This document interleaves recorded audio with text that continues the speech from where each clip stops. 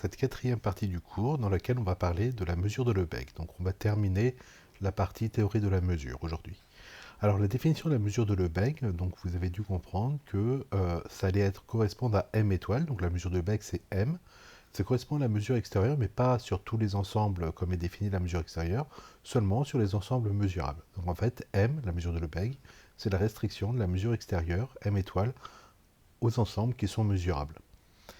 Voilà, et donc on a le théorème fondamental qui nous dit que la mesure de Lebesgue est sigma additive. On avait vu que la mesure extérieure n'était pas sigma additive a priori, mais on avait défini donc les ensembles mesurables justement pour qu'elle ait cette propriété de sigma additivité ici. Et donc c'est vrai pour M. Donc là, je vous ai rappelé ce que c'est que la sigma additivité, c'est que pour toute famille EK d'ensemble mesurable 2 à 2 disjoints, alors non seulement l'union des EK est mesurable, pardon, mais en plus, la mesure de l'union des EK, c'est la somme des mesures des EK. Donc cette égalité-là est à comprendre comme étant une égalité dans R bar, c'est-à-dire R ajouté plus l'infini, hein, puisque les mesures peuvent être infinies. On voit bien qu'il nous faut que l'union des EK soit mesurable pour pouvoir dire que c'est M de cette union-là. Et voilà, comme chacun des EK est mesurable, ici, ça ne pose pas de problème. Alors, ce qu'il faut voir, c'est donc, on voit que la mesure de Lebesgue, hein, elle est liée à l'ensemble des parties mesurables. Donc on va explorer un petit peu la structure de cet ensemble-là. Donc l'ensemble, on peut dire que c'est une tribu ou une sigma algèbre. Donc qu'est-ce que c'est? Alors c'est déjà une tribu, c'est un ensemble non vide hein, de parties donc de R pour nous ici de Cx qui vérifie les propriétés. Donc c'est stable par passage au complémentaire, c'est stable par union dénombrable et stable par intersection finie. On peut même mettre intersection dénombrable puisque la stabilité de l'union dénombrable et du complémentaire nous donne intersection dénombrable en fait. Et donc, pourquoi on parle de tribu ou de sigma algèbre à propos de la mesure de Lebesgue? C'est parce que l'ensemble des parties mesurables au sens donc, de mesurable du chapitre précédent, donc du mesure de Lebesgue, est une tribu sur R. Donc en particulier, on avait vu qu'elle contient tous les intervalles réels.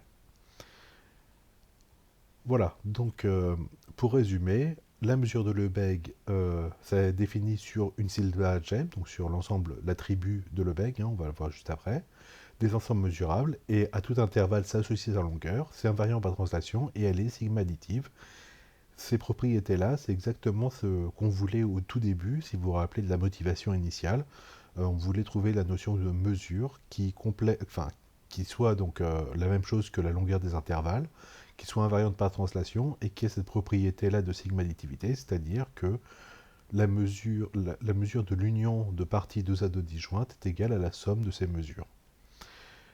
Et enfin, donc voilà, donc ça c'est la propriété. On va définir la tribu de Lebesgue. Donc on a dit hein, que l'ensemble des parties mesurables, ça formait une tribu, c'est ce qu'on appelle la tribu de Lebesgue, c'est-à-dire la tribu formée par toutes les parties mesurables de R.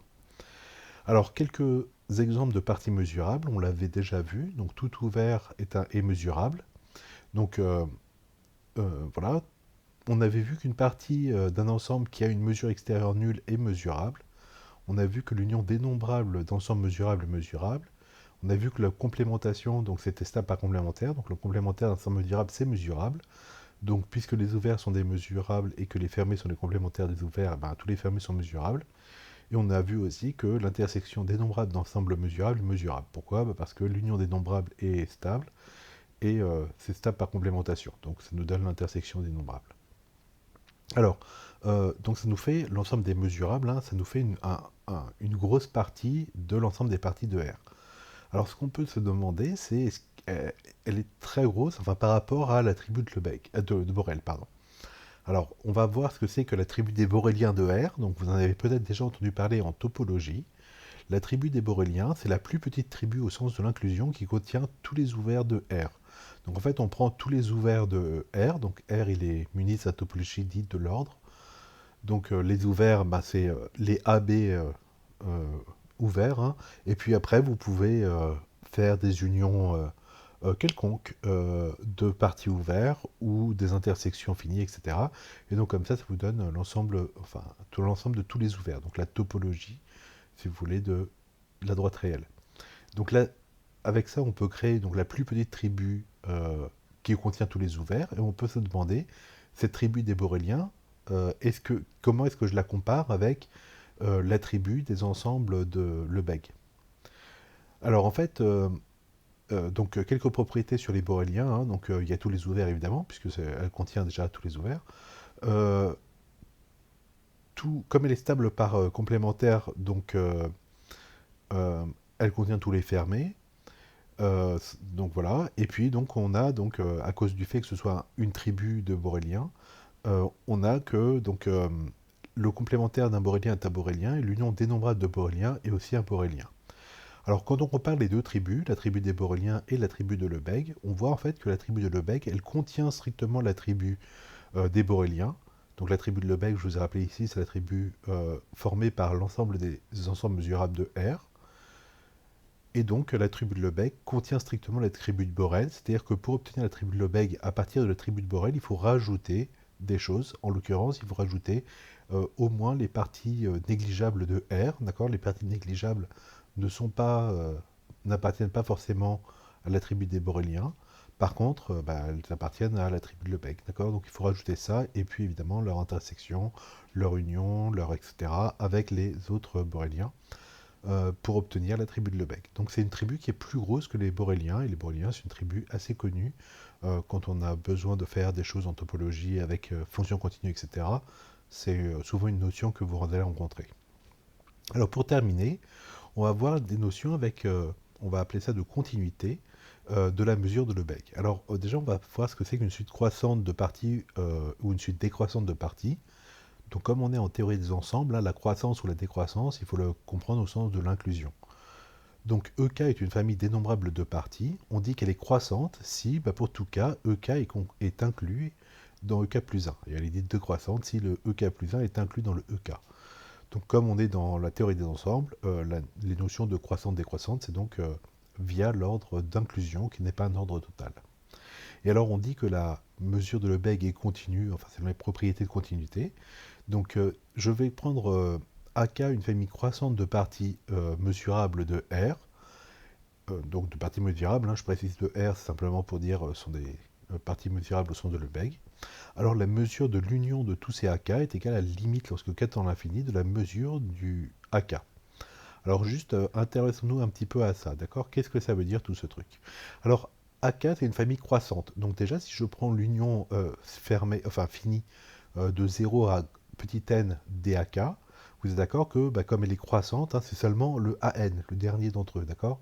Donc ici, là, cette union de AK, en fait, il faut voir comme étant la limite lorsque K est compris entre 0 et N, donc la limite lorsque N tend vers l'infini de l'union K allant de 0 à N DAK, et l'union de 0 à N DAK, en fait, c'est AN, ok? Donc vous avez que M de limite de AN est égal à la limite M de AK, ou AN, peu importe. Ok. Et c'est en ça qu'on parle de continuité, parce que ça échange, en fait, c'est une interversion. M de limite d'un truc est égal à la limite de M du truc. Ok. Ça, c'est une propriété de continuité. Voilà donc pour la première partie. Et la seconde partie, c'est pour les familles décroissantes de parties mesurables. Donc cette fois-ci, c'est plus l'union, c'est l'intersection. Même remarque que tout à l'heure, hein, si je fais l'intersection finie de k égale 0 à n des bk, ça me donne juste bn, le dernier, puisqu'ils sont tous inclus les uns dans les autres. Donc l'intersection, c'est le plus petit d'entre eux, et c'est le dernier. Et donc ça peut s'écrire différemment. Ça peut s'écrire m de la limite lorsque n tend vers l'infini de bn, d'accord, puisque cette intersection-là infinie, je pourrais l'écrire l'intersection de k égale 0 jusqu'à n de bn, et avec la limite lorsque n tend vers l'infini, ce petit n en haut, d'accord. Et puis l'intersection de k égale 0 à n de bk, pardon, ce serait justement mon bn, ok. Donc je pourrais l'écrire, je pourrais l'écrire m de limite de bn est égal à la limite de m de bn, ou bk. Voilà. Donc ça, c'est pour les propriétés de continuité de la mesure de Lebesgue. On va démontrer ça. Enfin, c'est presque enfin, hein, une notion importante, c'est la notion de presque partout ou d'ensemble négligeable, donc très lié à la mesure de Lebesgue. Alors qu'est-ce que c'est qu'une propriété qui serait vraie presque partout? Donc je vais prendre un ensemble mesurable, E, on va dire qu'une propriété est vraie presque partout sur E si elle est vraie sur E, sauf en un nombre, sauf sur un ensemble de mesures nulles en fait. C'est-à-dire s'il existe un sous-ensemble E0 de E, de mesures nulles, d'accord, telle que la propriété soit vraie sur tout x sauf x dans E sauf E0. Ok. Alors ça c'est très pratique quand on fait des probabilités parce que vous avez donc une infinité de cas, etc. Mais vous allez dire ça va se réaliser dans tous ces cas-là, sauf un nombre négligeable de fois. Ok. Donc voilà, c'est la notion de presque partout, c'est à peu près la même que la notion d'ensemble négligeable.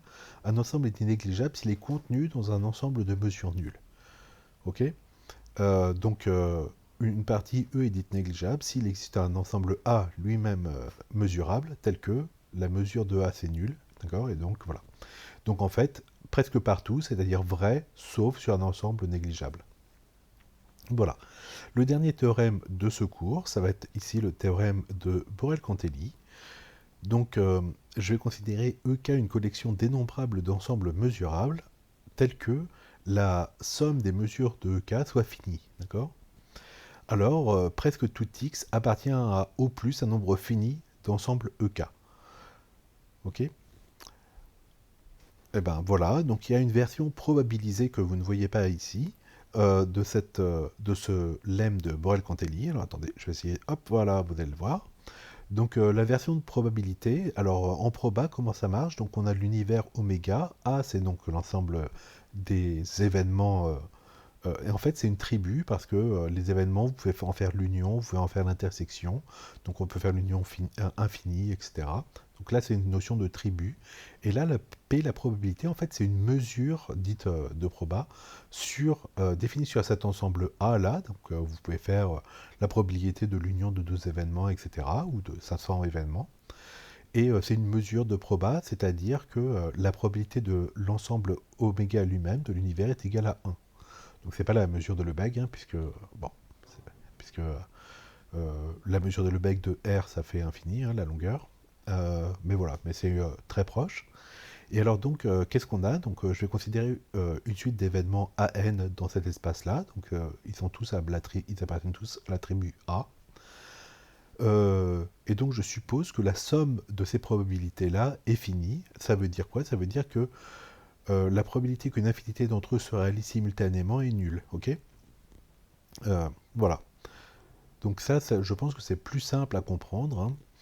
Si la somme des probabilités de certains événements est finie, ça veut dire que vous ne pouvez pas en avoir une infinité qui se réalise simultanément, à part un nombre négligeable de fois en fait. Voilà. Voilà, donc on va démontrer le théorème, le lemme de Borel-Cantelli dans le cas analyse, mais il faut savoir donc qu'il est utilisable dans le cas probabilité. Et que il y a beaucoup de notions qui se transfèrent, hein, et voilà, donc après en proba on parle plutôt de presque sûrement, on a aussi des convergences en loi, etc., qui sont un tout petit peu différentes, etc., de la notion de négligeabilité. Bon, vous verrez ça lorsque vous ferez les probabilités de manière avancée. Donc voilà pour ce cours.